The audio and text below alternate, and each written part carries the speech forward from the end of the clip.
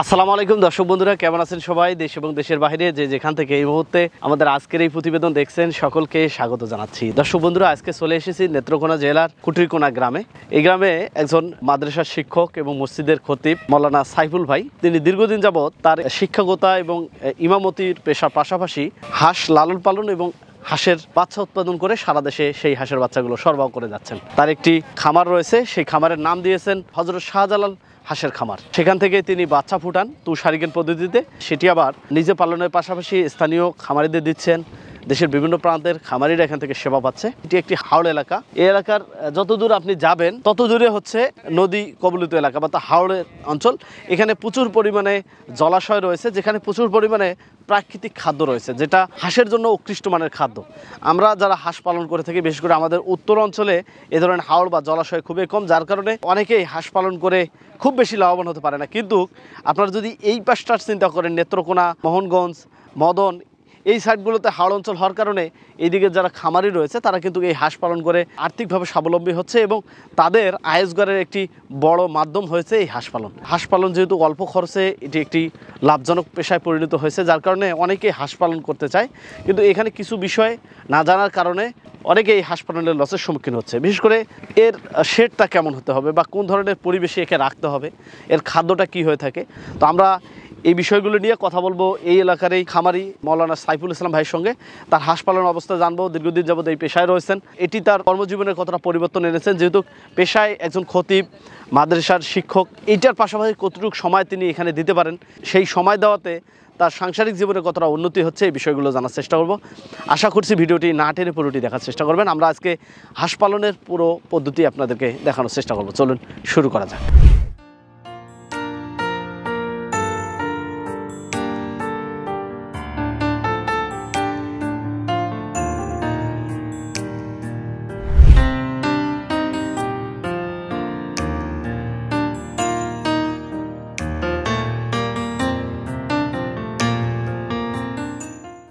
আসসালামু আলাইকুম। ওয়ালাইকুম আসসালাম ওয়া রাহমাতুল্লাহি ওয়া বারাকাতুহু। কেমন আছেন আপনি? আলহামদুলিল্লাহ, আল্লাহ পাক ভালো রাখছেন। আপনি ভালো আছেন? জি আলহামদুলিল্লাহ। আজকে পবিত্র শুক্রবার, আর আপনার কাজের একটু ব্যাঘাত করে একটু সময় নিয়ে নিলাম। একবারে আমরা হাওড়ে চলে আসছি।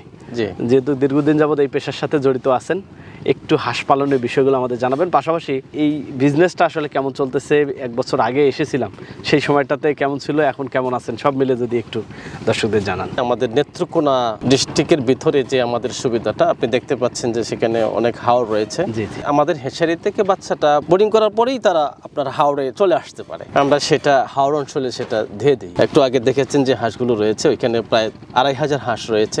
যেমন আপনার ওইখানে দেখছেন যে হাওড়ে আপনার ছোট ছোট শামুক রয়েছে। তাছাড়া আপনার ওই যে বৈশাখীর যে ধানটা ছিল, সেই ধানটা পানির মধ্যে ডুবে রয়েছিল, সেই ধানটাও সেখান থেকে খেতে পাচ্ছে। ছোট ছোট মাছ, চিংড়ি মাছ, আপনার পুঁটি মাছ, ওই রকম ধরনের খাদ্য ধারা প্রাকৃতিকভাবে সেটা ওইখান থেকে উঠতে পারতেছে। মানে কোনো খরচ নেই? খরচ নাই যে তা না, বাচ্চাটার একটা দাম ধরা হয়েছে, বোর্ডিংয়ের একটা খরচ হয়েছে, তাছাড়া পাশাপাশি ঔষধ রয়েছে, ভ্যাকসিন রয়েছে, ওই রকম একটা খরচ আছে, একটা কর্মচারী খরচ রয়েছে। হাওড় অঞ্চলে সেটাকে দেখে রাখতে হয়, মানুষের জমি যেন ক্ষতি না করে সেই জন্য দেখে রাখতে হয়, যেন কর্মচারীরও প্রয়োজন হয়। যেমন আপনি দেখছেন 2 জন কর্মচারী সেখানে রয়েছে। বোর্ডিং করার পরে যখন আমরা হাওড়ে নামাই দিই, কোনো খরচ হয় না, তখন আমরা এটারে আপনার ডিমের উপযোগী আসা পর্যন্ত যে আমাদের যে খরচটা হয় একেবারে মিনিমাম কম, কর্মচারী, ঔষধ, এইটুকু খরচ আর কি হয়, বাকি আর কোনো খরচের প্রয়োজন হয় না। এভাবে প্রাকৃতিকভাবেই হাওড়ে তাকে লালিত পালিত করা যায়। আপনি তো নিজেই দেখেছেন যে ওইখানে হাঁসগুলো ছাড়া আছে, তারা নিজেদের মতো করে খাইতে পারতেছে। এই হাঁস পালনের সাথে জড়িত হলেন কিভাবে এবং এই হাঁস পালনে এসে আপনার ব্যক্তিগতভাবে পরিবর্তনটা কি এসেছে একটু যদি বলতেন। ছাত্র যমুনা থেকেই একটা প্রত্যাশা ছিল, মাদ্রাসায় লেখাপড়া করেছি, সেখান থেকে মাদ্রাসা করব, মাদ্রাসা থেকে ছাত্ররা কিছু শিখবে, আমার থেকে কিছু নিবে, আমি তাদের কাছ থেকে কিছু নিব, একটা মসজিদে যাব, যেখান থেকে মুসল্লিরা কিছু নিবে, আমি কিছু নিব। ওইটার পাশাপাশি যেটা একটা মসজিদের যে বেতন রয়েছে তা দিয়ে সংসার চলে না, বেসরকারি যে মাদ্রাসাগুলো রয়েছে সেগুলো দিয়ে আপনার সংসার চলে না। এই হিসাবে কিন্তু আমি মধ্যস্থতায় আমি সেই ব্যবসাটা বেছে নিয়েছিলাম, যে একটা হেঁচারি। তখন দেখা গেছে যে আমি হেঁচারিতে আমার 5-7টা লোক কাটানোর পরে বেশ আলহামদুলিল্লাহ আমার মাসে 50-60 হাজার টাকা আমার হেঁচারি থেকে থাকতো। আল্লাহ চাহে তো ওই 20 বছর আগের আমার ছাত্র জীবনের যে অবস্থাটা ছিল তার চেয়ে অনেক ডেভেলপ আলহামদুলিল্লাহ আপনাদের দোয়ায়। এই বছরও আমি এই শহরে 30 লাখ টাকার জমিন রেখেছি এই হাঁসের খামার থেকে। আলহামদুলিল্লাহ আল্লাহ শুকরিয়া। হাওরে আলহামদুলিল্লাহ মোটামুটি জমিনও রয়েছে, আল্লাহ শুকরিয়া। 4-5টা বাচ্চা আছে, তাদেরকে লেখাপড়া করাচ্ছি। একটা বড়টা ছেলে হাফেজ, 2 নম্বর ছেলেটা হাই স্কুলে 9-এ পড়তেছে, 3 নম্বর ছেলেটা 10 পারা হাফেজ। মাশাআল্লাহ মোটামুটি পারিবারিকভাবে এই হাঁসের খামার থেকে অনেকটা আল্লাহ পাকের দয়া মেহেরবানিতে ভালোই আছি। আপনার খামারের বয়স কত বছর হলো? আমি খামারে আসছি 2004 থেকে। তো আমার বড় ভাই ছিল সেখানে আপনার 1990 থেকে। হ্যাচারিতে বাচ্চা ফুটা হয় কিনা? না, এখন যে সময়টা আপনি এসেছেন, আপনি তো বিগত সময়ে আসছিলেন, দেখছেন তখন আপনার গরমের মৌসুম ছিল। তখন আমাদের এই হেঁচারিতে আপনার প্রতিদিন আমাদের 50,000 ডিম বসানো হইতো, 50,000 বাচ্চা বাহিরে চলে যাইতো। সারা বাংলাদেশে আমাদের এখন বাচ্চা দিতে হয়। আগে তো আমাদের শুধু নেত্রকোনা ডিস্ট্রিক্টের ভিতরে বাচ্চা দিতাম, আর এখন সারা বাংলাদেশের মধ্যে আমার বাচ্চাটা ছড়াই গেছে। একদিন থেকে নিয়ে একেবারে 1 মাস, 2 মাস, 3 মাস, 4 মাস, 5 মাস রানিং ডিম পর্যন্ত আমরা আমাদের এই হাওর অঞ্চল থেকে যে সমস্ত খামারে নিতে চান, আমরা ইনশাআল্লাহ সেখান থেকে বিশ্বস্ততার সাথে আমরা সেখানে পৌঁছাই দিই। যারা আইসা নিতে চায় তারা নিজেরা দেখে শুনে আইসা নিয়ে যায়। আবার যারা আপনার ব্যাংকে টাকা পাঠিয়ে দেয়, আমাদের বিশ্বস্ততার সাথে আমরা সেগুলো হ্যান্ড ওভার করে আমরা পাঠিয়ে দিই আর কি। যে হাঁসগুলো আমরা দেখলাম, এটা কোন জাতের হাঁস ছিল? এটা হলো খাকি ক্যাম্পেল। খাকি ক্যাম্পেল আর জেন্ডিং, 2টা জাত আছে এখানে। এবং ডিমের জন্য সারা বিশ্বের মধ্যে নাম করা 2টা হাঁস, খাকি ক্যাম্পেল ও জেন্ডিং। আজকে যে হাঁসগুলো দেখলাম, এগুলোর কয় মাস বয়স হয়েছে? আজকে যে হাঁসগুলো দেখেছেন আপনি, সেই হাঁসটার বয়স হচ্ছে 3 মাস। এগুলো এখানেই তো রাখতেছেন, তাই না? এই যে আপনার পিছনে যে শেডটা দেখেছেন, রাতেও এখানে থাকে? হ্যাঁ, রাতেও এখানে। মাশাআল্লাহ। ওইখানে যে ঘরটা রয়েছে, লম্বায় রয়েছে আপনার 90 ফিট, এইভাবে রয়েছে আপনার 25 ফিট। ওইখানে 2500 হাঁস থাকে। পারিপার্শ্বিক কোনো বাধা নেই যে রাতে অনেক সময় চুরি হওয়ার ভয় থাকে, গাড়োয়া বা শিয়াল টাইপের কিছু যারা হাঁসের ক্ষতি করবে, এই ধরনের কোনো? না, কোনো ক্ষতি হয় না ইনশাল্লাহ। সন্ধ্যার সময় ভৈরা রাখাল যারা, ওনারা খাওয়া দাওয়া করে পরে আবার রাত্রে 1-2টা ঘুরান দেয়। চতুর্দিকে নেট দেওয়া হয়েছে, যার কারণে শ্রীঘাল বা ওই এই ধরনের হিংস্র প্রাণী ভিতরে প্রবেশ করতে পারে না। আচ্ছা, আপনি যেটা বলছিলেন যে এখানে 2500 হাঁস রাখা যাবে, আসলে অরিজিনালি হাঁস রাখার জন্য কতটুকু জায়গা দিতে হয় হাঁস প্রতি? এবং আপনাদের এইদিকে যেহেতু হাওর, যার কারণে হয়তো অনেকে এইভাবে পালন করে, কিন্তু স্থান ভেদে কিন্তু একইজন একইভাবে করে। আমাদের ওইদিকে কিন্তু শেড করে, ঘর সুন্দর করে ছাউনি করে, সেক্ষেত্রে অনেক ব্যয়বহুল হয়। এই যে শেড নির্মাণের যে বিষয়টি, এটা একটু যদি দর্শকদের উদ্দেশ্যে ক্লিয়ার। 2250 ফিটের মধ্যে আমরা 2500 হাঁস রাখি। সরকারি যে হিসাবটা রয়েছে, একটা হাঁসের জন্য আপনার 1 ফিট জায়গার প্রয়োজন হয়। তো আমরা বাড়ি অঞ্চল, যেহেতু আপনার আবহাওয়া ভালো, সেক্ষেত্রে আমরা কিন্তু 1 ফিট রাখি না, আরো কম রাখি, মানে 1.5 ফুট রাখে আমরা সেগুলো করতে পারি। এই সেটের আরো 5 ফুট দূর থেকে আরেকটা নেট দিয়ে দিলেন, তখন আর এই হিংস্র প্রাণী কিন্তু ভিতরে ঢুকতে পারবে না, কারণ নেটকে ধরায়। জাল রাখে আপনার হিংস্র প্রাণী কিন্তু ভয় পায়, অনেক সময় জালের মধ্যে বেড়ে লাগে পড়ে থাকে, তারও তো জানের ভয় রয়েছে। সেই ক্ষেত্রে আমি বলবো, এই যে শেডটা আপনার এত বড় একটা শেড করা হয়েছে 2500 হাঁসের, সর্বোচ্চ খরচটা আপনি বলেন তো কত টাকা হচ্ছে এখানে? আপনার অনুমানটাই বলেন। টিনটা ব্যবহার করছেন আর ফাতারে টিন ব্যবহার, অর্থাৎ ওইখানে ফাতারে এবং দিগারে এইভাবে যে টিনগুলো ব্যবহার করা হয়েছে, মাত্র 2 বাস টিন। ওইদিকে দেওয়া হয়েছে 12টা টিন, আর ওইদিকে 12টা টিন, 24টা টিন, আর ওইদিকে আছে আপনার 3টা টিন, 3টা টিনটা 6টা, 24 আর 6 30টা টিন, অর্থাৎ 20,000 টাকাও খরচ হয় নাই, যেখানে 2500 হাঁস রাখার জায়গা হয়ে গেছে। এই যে জায়গাটা ব্যক্তি মালিকানাধীন না, এটা আপনার সরকারি একটা খাস, আর চতুর্পাশে রয়েছে মালিকানা জমি। এখন যে হাঁসগুলো আছে, এগুলো কি কোনো দানাদার দেওয়া হয়? এখন আর কোনো খাবার দেওয়া হচ্ছে না, 3 মাস বয়সে এখন হাওরে শামুক। কতদিন এভাবে খাবে? এভাবে আরো আপনার 2 মাস খাইতে পারবে, এখানে আরো 2 মাস খাইতে পারবে। যদি এইভাবে হাওড়ে খায়, সেক্ষেত্রে খরচ খুবই কম, একেবারে অল্প খরচই আমরা ইনশাআল্লাহ আমাদের হাঁসগুলা হয়ে যাচ্ছে। আবার যে একটা হাঁস ডিমে আসা পর্যন্ত কত টাকা আমাদের আবার এসে আপনার ডিমে আসা পর্যন্ত আমাদের কর্মচারী সহ আর কি, আমাদের খরচটা হবে 300 থেকে 350। এটা হলো স্থান ভেদে, স্থান দেখা যাবে আমাদের উত্তর অঞ্চলে কিন্তু একটা হাঁস করতে 450-500 টাকা পড়ে যায়। জি জি, যেটা আপনাদের অনেক খরচ কমে যাচ্ছে। জি জি জি। হাঁস পালনের ক্ষেত্রে তো একটা ভ্যাকসিনেশনের একটা পার্ট রয়েছে। জি, ভ্যাকসিন রয়েছে। এটা যদি একটু দর্শকদের বলে দেন। আমাদের যে বাচ্চাগুলো রয়েছে, আমরা কিন্তু সেগুলো সারা বাংলাদেশের জন্য সেইভাবে তৈরি করি। প্রথম ভ্যাকসিনে ডাক প্লেগ, এরপরে দ্বিতীয় ভ্যাকসিনটা 45 দিনে আপনার ডাক প্লেগ বুস্টার ডোজ, আবার 15 দিন পরে একটা আপনার কলেরা, হাঁসের জন্য একটা জটিল রোগ, এরপরে আবার 1 মাস পরে আরেকটা হাউল কলেরা, মানে বুস্টার ডোজ আমরা করি।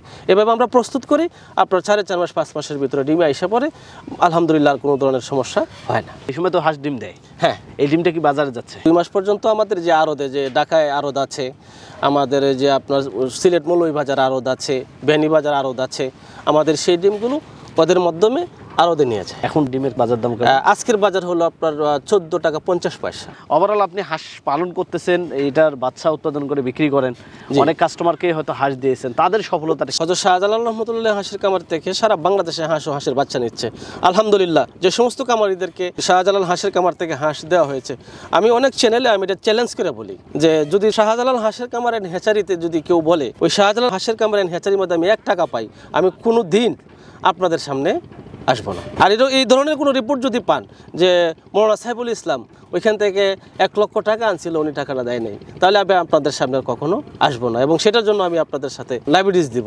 এর যে অর্থনৈতিক গুরুত্বটা, এটি কতটা আমাদের জন্য লাভজনক, আমাদের দেশের জন্য অর্থনৈতিক কতটা লাভজনক, বিশেষ করে আপনাদের হাওড় অঞ্চল, এই যে সিলেট, সুনামগঞ্জ, তারপর আপনার নেত্রকোনা, এই যে হাওড়ের সাথে জড়িত অঞ্চলগুলোতে যদি কেউ হাঁস পালন করে তারা আর্থিকভাবে কতটা স্বাবলম্বী হতে পারবে, এই বিষয়গুলো থেকে যদি কিছু যে হাঁসটা আপনি নেবেন সেই হাঁসটা যদি একটা বিশ্বস্ত প্রতিষ্ঠান থেকে আপনি নিতে পারেন, এবং সেই হাঁসটা যদি আপনার ভ্যাকসিন এবং ঔষধ সম্পূর্ণ যদি কমপ্লিট থাকে, আর সেই হাঁসটা যদি আপনি আবদ্ধ অবস্থাও পালেন, আমরা যে সাজেশন দিব সেই সাজেশন অনুযায়ী যদি আপনি সেই হাঁসটা পালতে পারেন, তাহলে আপনি বাংলাদেশের যে কোনো জায়গায় আপনি আবদ্ধ রেখেও সেই হাঁসটা পালতে পারতেছেন। হ্যাঁ, বাকি হলো আমাদের যে বাড়ি অঞ্চল যে কথাটা আপনি বলছেন, ওইখানে তো আপনি নিজেই দেখেছেন যেখানে আপনার কোনো খাদ্যের প্রয়োজন হচ্ছে না, অল্প খাদ্য দিলেই হয়।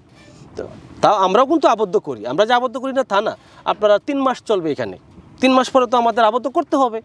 আমরা কি যে হ্যাচারিতে ডিম নিব, হাজার লক্ষ লক্ষ ডিম আমাদের নিতে হয়, এই হাঁসগুলোকে আমাদের আবদ্ধ করতে হবে না? এই যে ক্ষেতগুলো রুয়ে দিচ্ছে, দেখুন ওই দিকে রুয়ে দিচ্ছে ক্ষেতগুলো, তখন তো বন্ধ হয়ে যাবে, তখন আমাদের হাঁসগুলো আবদ্ধ করতে হবে। আমরা যে খাবারগুলো দিই, যেমন আমরা দান, ফিড, শামুক, এই 3টে খাবার আমরা আমাদের হাঁসগুলোকে খাওয়াই। ডিমের যে রানিং ডিমের যে হাঁসটা, যে আমরা রানিং ডিমের হাঁসটা যদি আমরা দান, ফিড, শামুক ওই 3 প্রকার খাবার যদি দিই আমরা, তাহলে এখানে 100 হাঁসের মধ্যে খরচ হয় আপনার 380 টাকা। 380 টাকা যদি খরচ হয় 100 হাঁসের মধ্যে, তাহলে আপনার ডিম আসতেছে একেবারে মিনিমাম কম আসে, তবুও আপনার 80% আসে। তো 80% আসলে 80টা ডিমের দাম কত? বর্তমানে যদি আপনি 15 টাকা করে ধরেন, তবুও তো আপনার 1200 টাকা। ওইখান থেকে মনে করেন কর্মচারী বা আপনার খাবারের যে খরচটা হয়েছে, মিনিমাম আপনি বেশি থেকে বেশি ধরলে আপনার 500 টাকা খরচ হবে 100 হাঁসের মধ্যে। তা আপনি যদি 1200 টাকা ডিম আপনি বিক্রয় করতে পারেন প্রতিদিন, 500 টাকা মাইনাস করে 700 টাকা 100 হাঁসের মধ্যে থাকে। আবদ্ধ অবস্থা করলেও যদি এই সাজেশনটা আপনি আমাদের কাছ থেকে নিয়ে করতে পারেন। ভবিষ্যতের স্বপ্নটা কি? আমার একটা স্বপ্ন ছোট থেকেই ছিল, সেটা হলো যে মানুষদেরকে কিভাবে কর্মরত করে দেওয়া যায়। আমাদের উদ্দেশ্যই নয় যে তাদেরকে আমরা তাদের সাথে ব্যবসা করব, ব্যবসা করা শুধু আমার নিয়ত না, বরং ব্যবসাটা এই নিয়তে করব যেন সারা দেশের মানুষ যেন সেখান থেকে শিখে কিছু পায় এবং তার পরিবার পরিজন নিয়ে এসে চলতে পারে, এটাই আমার উদ্দেশ্য। আল্লাহ তাআলা যেন এটি কবুল করে, সেই সাথে আপনার শাহজালাল হাঁসের খামার, এই যে হাঁস পালন, এগুলো আগামীতে আরও বৃহৎ আকার ধারণ করবে। এবং সবথেকে ভালো লেগেছে আপনি দিনী সেবার সাথে নিয়োজিত রয়েছেন। আল্লাহ তাআলা যেন আপনাকে সুস্থ রাখে এবং দিনের যে খেদমত করে যাচ্ছেন সেটি যেন অব্যাহত রাখতে পারেন, এই আশাবাদ ব্যক্ত রেখে দর্শকদের পক্ষ থেকে আবার অসংখ্য ধন্যবাদ জানিয়ে বিদায় নিচ্ছি। আসসালামু আলাইকুম। ওয়ালাইকুম আসসালাম রহমতুল্লাহি ওয়া বারাকাতুহু। দর্শক বন্ধুরা, কথা বলছিলাম মৌলানা সাইফুল ইসলাম ভাইয়ের সঙ্গে। আজকে যত দূর এসেছি মন জুড়াই গেছে এই হাওড়ের বিভিন্ন চিত্র দেখে। দেখেন এই যে আশেপাশের যত জায়গা, চোখ যত দূর যাচ্ছে আসলে হাওড়। এই হাওড়ের মানুষের যে পেশা সেটি হচ্ছে তারা একটা সময় ধান চাষ করতে পারেন। এই যে এখন ধান লাগাচ্ছেন, বর্ষার আগে আগে ধানটা তুলে নেবেন, তার পরবর্তীতে আবার এটি বন্যায় কবলিত হয়ে যাবে। এই জায়গাগুলোও কিন্তু বন্যার পানিতে কবলিত হয়ে যাবে। এর মাঝেই অনেকে হাঁস পালন করেন উন্মুক্ত পদ্ধতিতে, এখানে কোনো খাদ্য খরচ নেই। বছরের 6টি মাস তারা হচ্ছে এইভাবে হাঁস পালন করতে পারেন। এখানে খুব কম খরচে হাঁস পালন করে তারা আর্থিকভাবে স্বাবলম্বী হচ্ছে। শুধু সাইফুল ভাই না, এই ধরনের শত শত পরিবার রয়েছে যারা হাওড়ে হাঁস পালনের সাথে জড়িত। আমরা যে বিষয়টি আপনাদের বলবো, অনেকে হাঁস পালন করতে চায়, যদিও এটি অল্প খরচে লাভজনক, কিন্তু আপনার এর যে ফেড ব্যবস্থাপনা এটা অনেক ব্যয়বহুল করে অনেকে লসের সম্মুখীন হয়, পরবর্তীতে ধরে রাখতে পারে না। এর পাশাপাশি কিছু রোগ এবং ভ্যাকসিন রয়েছে, সেটি আসলে সঠিকভাবে করতে পারে না। এই বিষয়গুলো যদি জেনে বুঝে শুরু করা যায়, আমার মনে হয় যে আপনারা কর্মজীবনে হাঁস পালন করেও স্বাবলম্বী হতে পারেন। দর্শক, এই ছিল সাইফুল ভাইয়ের হাঁস পালন নিয়ে আমাদের আজকের এই প্রতিবেদন। আপনাদের আশেপাশের সফলতার গল্পগুলো আমাদের জানিয়ে দিন। আমাদের সাফল্য কথা টিম চলে যাবে আপনাদের কাছে। ধন্যবাদ সবাইকে।